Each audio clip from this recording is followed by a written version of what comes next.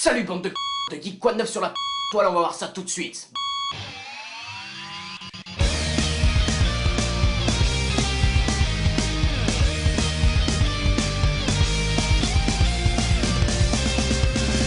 Voilà, le gouvernement a changé, je veux l'aider à lutter contre la crise. Optez pour la baisse des coûts vestimentaires. Fini les grosses culottes moches et chères. Avec seulement une chaussette de nouveau-né et un peu de colle, habillez-vous pour presque rien. Just you know why.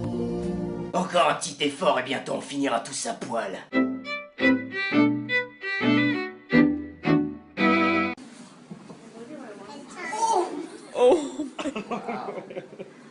De toute évidence, cette lionne veut se faire un petit encas. Dommage qu'il y ait eu cette vitre, sinon la vidéo aurait été beaucoup plus marrante. Oh non, arrêtez de manger mon bébé!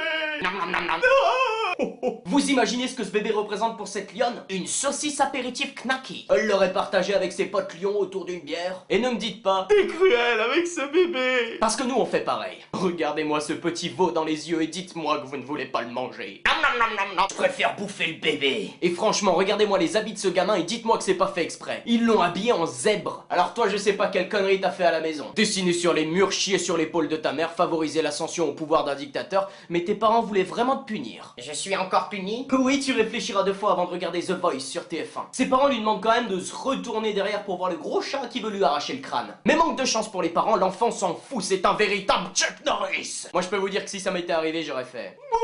Mais si vous avez vraiment envie de punir votre enfant, attachez-le à une corde et pendez-le dans la cage au lion et transformez-le en véritable piñata mexicaine. Sauf qu'à la place des bonbons, il y aura des tripes et du sang, mais l'amusement sera au rendez-vous. T'as un problème, gros! Certes, mais je ne fais pas n'importe quoi devant la caméra.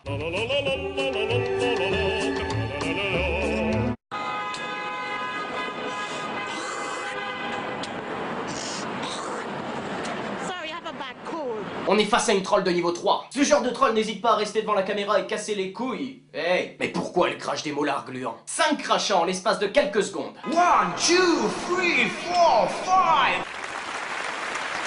Est-ce que c'est une espèce de maladie du genre Gilles de la Tourette? D'enculé! Ou peut-être qu'elle sécrète trop de salive et qu'elle doit l'expulser sous peine d'exploser? Ou peut-être que c'est pas de la salive, si tu vois ce que je veux dire. Non.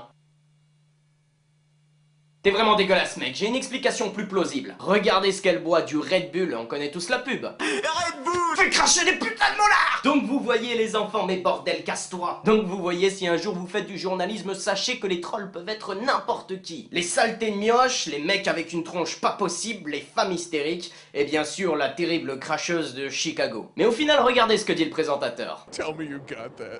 Tout est sur la bande et le lendemain t'es sur internet. C'est un sacré de quand même. Et tiens...